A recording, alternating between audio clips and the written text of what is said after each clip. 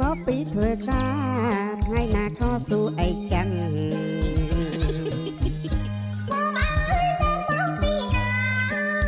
មកពីធ្វើការថ្ងៃណាក៏ស៊ូអីចឹងធ្វើឲ្យខ្ញុំរត់មួម៉ៅដើរពេញកំហឹងទឹកហឹងឥឡូវហ្នឹងហើយ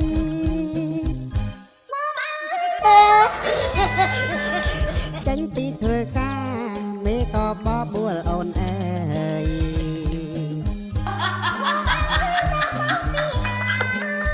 ចេញពីធ្វើការមេក៏បបួលអូនអើយត្រូវផឹកកំដរមេស្លេតឲ្យបានធូរស្បើយឆ្នេះហើយយប់ជ្រៅយ៉ាងហ្នឹងឆ្នាំក្រែមចាប់ស្គាល់គង់ជាបានសល់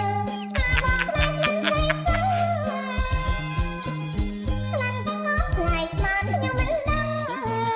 ហោទេប្រលឹងក្លិននឹងក្លិនស្រីមេទេ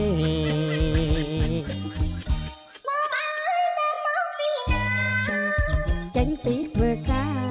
គិតថាមកផ្ទះវិញដែរ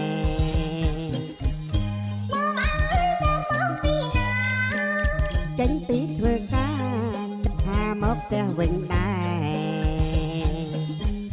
ស្រាប់តែវាវិលមកផ្ញើឃើញហាងនៅក្បែរមានតែចូលកោជប់សិន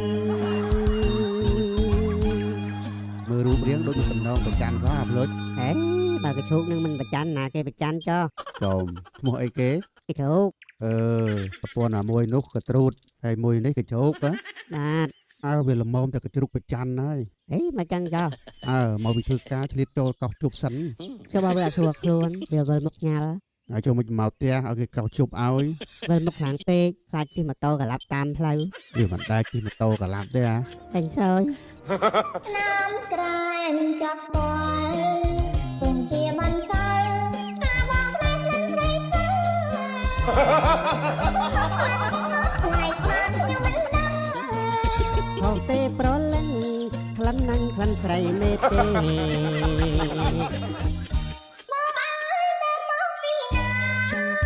ចេញពីធ្វើការគិតថាមកផ្ទះវិញដែរ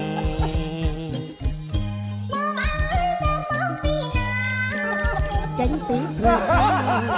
ថាមកផ្ទះវិញដែរស្រាប់តែវាវិលមកផ្ញើឃើញហាងនៅក្បែរមានតែចូលកោជប់សិន